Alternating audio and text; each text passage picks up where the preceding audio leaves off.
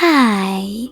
In front of me is ULEFONE Armor 70 Pro, and today I would like to show you how you can switch on or off easy mode on this device.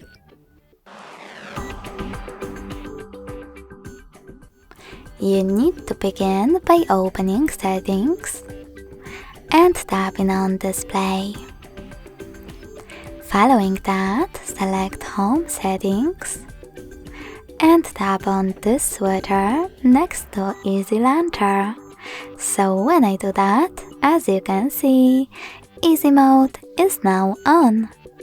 If you want to go back to the standard one, tap on Settings and choose Exit the desktop.